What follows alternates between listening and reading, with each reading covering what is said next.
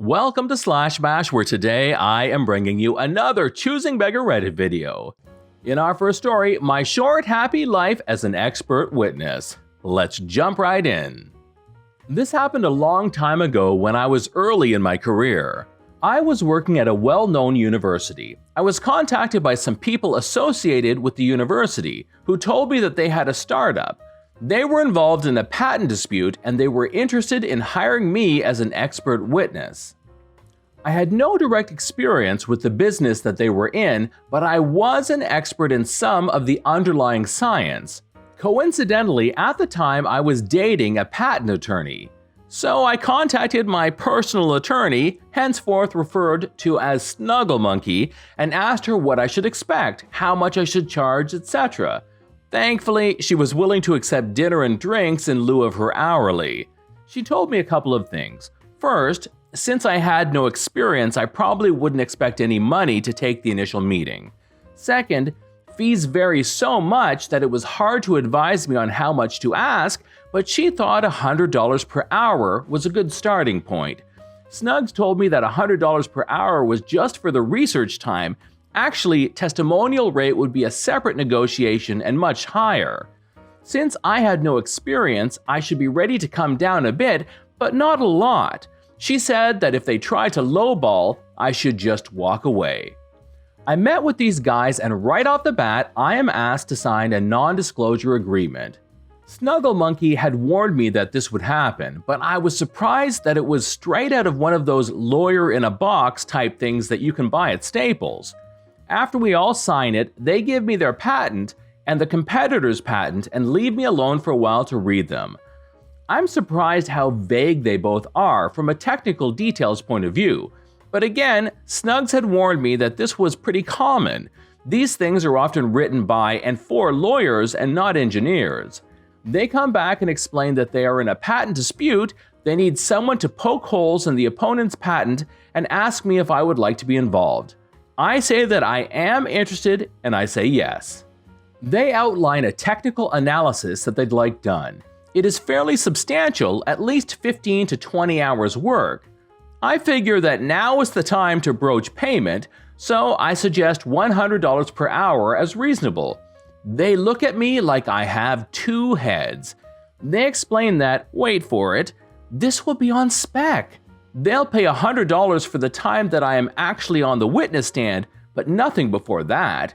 I point out that they are asking for 15 plus hours of work on my part with no guarantee of getting paid anything, and that even if called as an expert witness, it is unlikely that I will be on the stand for more than an hour or two. They then start saying that we all work for the same university and I should be a team player, and some vague BS about future goodwill, etc.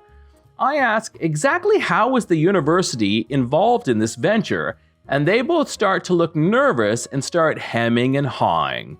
At this point, I can see that this is going nowhere and tell them that I am currently too busy to do any pro bono work, but to please keep me in mind if they had any paying work in the future. Snugs got her dinner and drinks, though at a slightly more downscale place than I had been planning on. A few years later, I saw that their competitor had a successful initial public offering. I couldn't find any info about the company who tried to hire me. In retrospect, I doubt that they were a serious business. It seems much more likely that they just had a side gig as patent trolls and were hoping for a nuisance payout. Story number 2. Guy asks for free food because we deliver his food earlier than expected. This just happened today and I can't wrap my head around this. I work at a restaurant, we deliver, and like every restaurant, we have our share of choosing beggars and crazy customers. For some context, we have one specific customer who had problems with his order about a month or two ago that we had to deal with. This man was calling about his order getting messed up. Now, a messed up order isn't uncommon for takeout. This kind of thing happens.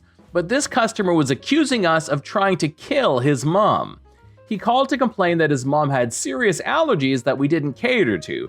Now, the reason that we didn't make his food taking her allergies into account was that her allergies weren't mentioned with his menu log order. If we don't know about them, we can't really help. We explained that we didn't know that there were dietary requirements with the order, but told him that we'd fix it. Even so, he still yelled at us for what felt like 20 minutes and afterwards demanded we be at his door with the food in 10 minutes. It was gonna take like 15 to 20 minutes to remake and deliver it, but we told him we would be as quick as possible. All in all, very weird guy. So when me and my friend saw his order come in again today, we just knew tonight's shift was gonna be a long one. When I got back from making the delivery, my friend told me that this guy had called again to demand that his next order be free. My friend had asked him what was wrong, thinking either the food wasn't good, it was missing something, or it was extremely late. No, that wasn't it. He wanted a free meal because his food tonight came 20 minutes earlier than he'd expected. I don't get it. Is delivering your food quickly a bad thing? What I really don't understand is why my boss is actually going to give him a free meal next time. Story number 3. My friend made a ring for his wife. OP posted a photo of a handmade silver ring that he made for his wife. Now, crafting is a hobby for him. He works in IT, not anything crafty. Beautiful. They're so beautiful. OP's sister says, "Can you make me one, please? Let me know how much you charge." Don't worry about the money. I have some scrap silver that I can use, but if you want it in gold, I can look up some prices. Choosing Beggar says, "Hi, these are really pretty. It's my girl's birthday next month. It has been a really hard year for the kids. Could you please make me 20? I want to put one in each gift bag. Make 2 of them in gold for me and my friend, and the rest all in silver for the gift bags. Could you have them delivered to me by the end of this month?" I'm sorry, there really isn't any way I can make 18 silver and 2 gold rings by the end of the month. I don't have that much silver and I don't keep gold. I mean, the materials alone will be over 300 pounds. 125 pounds for the silver, 205 pounds for the gold. It takes me quite a few hours to make the rings and get them looking like this. It takes me at least 2 evenings after work per ring. You might be better off getting costume rings or try a shop that can sell them to you. What the heck? This is awful service. I want to help and support you. Why can't you pay for the materials and make these for me? I want to put them in my daughter's birthday gift bags. Do it as a favor. If all you really want is the money, I can pay you 10 pounds each and 15 pounds for the gold rings. Why not just do it as a birthday present? Can you take a few days holiday from work and have these made for me? Story number 4. My sister was commissioned for unpaid pet sitting. Hey girlie, Jill said you and Steve were going to be house sitting and animal watching. First of all, thank you. Just want to let you know a few rules and requests that we had.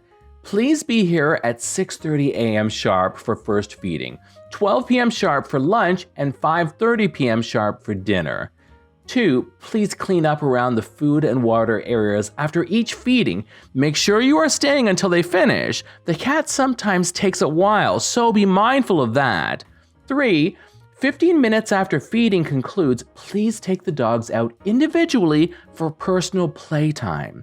4. During playtime, if they defecate, please pick up the remains. We are trying to keep the backyard clean. 5. Each of the pups will need an individual walking each evening.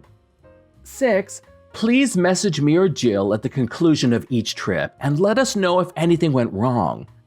Thanks again. We wish we could compensate you, but we went all out on this Cozumel trip and we are on a tight budget right now. This is John from /Bash. Thanks for watching. If you've enjoyed the video and want to be the first to know when the next one drops, then subscribe and click on that notifications bell. We would love for you to drop a like, share it with your friends, and we will see you in the next one.